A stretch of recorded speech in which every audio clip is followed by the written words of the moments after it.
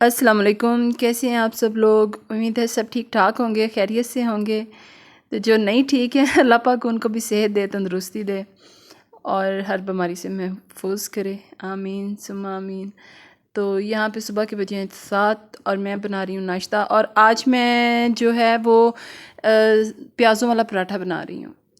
एक तो मौसम चेंज हो रहा है तो नज़ला ज़ुकाम और ये वो चीज़ें ना बड़ी हो रही हैं, और जब ऐसी तबीयत हो ना तो कुछ खाने का भी दिल नहीं करता, ऐसे कोई नमकीन सी चीज़ हो ना। तो फिर इसके लिए आज मैं बना रही हूँ पराठा। उसके लिए मैंने लिया चाट मसाला, दड़ा मिर्च, सुरख मिर्च थोड़ी सी, वो अपने टेस्ट के हिसाब से, अगर आप लोग रेसिपी ट्राई करें तो वो अपने टेस्ट के हिसाब से कर लें। नमक ऐड किया है, उसमें प्याज 2 ऐड किए हैं, और प्याज़ों की कटिंग मैंने गोल गोल स्लाइस लच्छेदार जो होती है ना उनमें की है। और इसके ऊपर मैंने वो जो खुश्क धनिया है वो ऐड करना मैं भूल गई थी, तो वो फिर मैंने बाद में इसमें ऐड किया।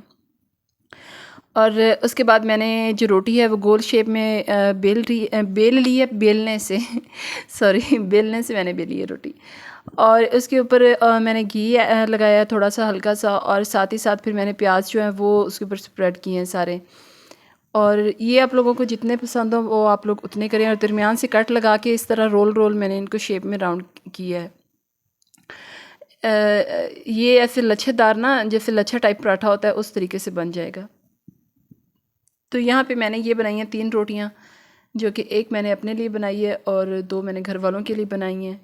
तो इसी तरीके से मैंने दूसरी रोटी जो है वो बेल ली है। अच्छा, पहले पता है क्या होता था, जब हम लोग छोटे होते थे ना, तो जब स्कूल से वापस आना ना, तो इस तरह की जो रोटियाँ होती हैं वो तंदूर पे पकी बनी हुई, जो घर में अम्मी वगैरह जो होती हैं वो बनाती थी। हमारे घर के सहन में तो नहीं थी खैर, लेकिन हमारी छत पे जो थी ना वो तंदूरी लगी हुई थी अब तो नहीं है, तब थी।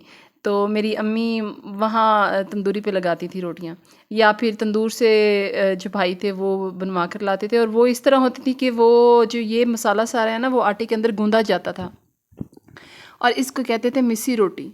आई थिंक यही टाइप कुछ था, मिस्सी रोटी इसको कहते थे। और तकरीबन मेरी हर रोटी के अंदर होल होता है यहाँ पे जो मैंने रोटी बनाई है उसके अंदर भी होल है तो मुझे जो है वो बहुत ज़्यादा नज़ला ज़ुकाम, मेरा गला ख़राब, तो मैंने सोचा फिर आज ये ट्राई करते हैं। फिर मैंने रोटी जो है वो उनको 5 मिनट के लिए पेड़ों को रखा है, और उसके बाद मैंने उनको गोल शेप में बेलन से बेला है। मुझे लगा था कि ये इसकी साइड चेंज करनी ना थोड़ी सी मुश्किल हो जाएगी, लेकिन इस तरह नहीं होता।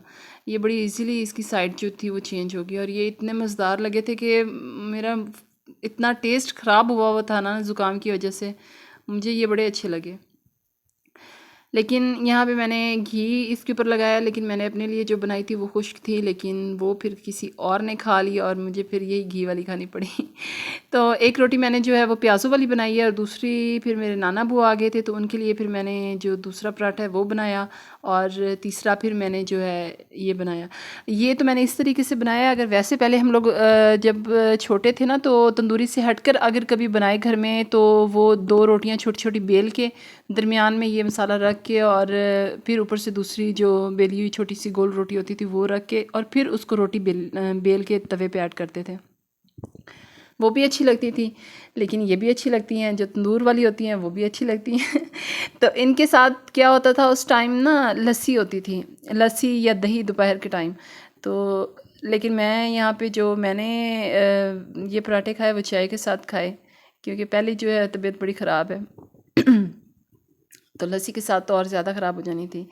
तो यहाँ पे ये तीसरी रोटी फिर मैंने जो है वो बनाई, लेकिन सब के अंदर इसी तरह होल बने, लेकिन ये थी कि इनकी शेप जो है वो अच्छी बन गई थी।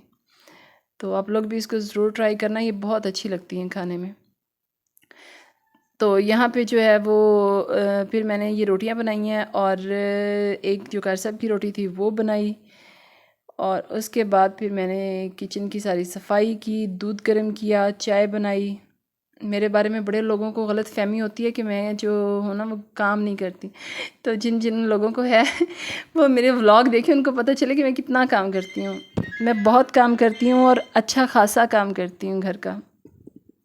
तो यहाँ पे जो है वो दूध के ऊपर से मैं मलाई उतार रही हूँ, लेकिन मलाई जो है ना वो चम्मच से नहीं उतरती, तो मेरी अम्मी अक्सर करती हैं कि हाथ से उतारती हैं। तो ये नहीं होता कि हाथ से अगर उतारें तो दूध जो है वो गंदा हो जाता है, हाथ भी अच्छी तरह वॉश करके फिर उसमें ऐड करते हैं दूध में, ऐसे नहीं कोई कर देता।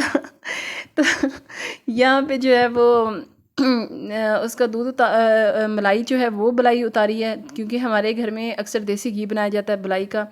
हमारे गांव से भी दूध आ जाता है और वैसे हमने लगवाया हुआ है तो वो भी दूध होता है, तो मलाई जो है वो खालिस दूध की अच्छी खासी हो जाती है। चाय बनाई और सबको नाश्ता वगैरह दिया। यहाँ पे मैंने किचन की सारी सफाई की।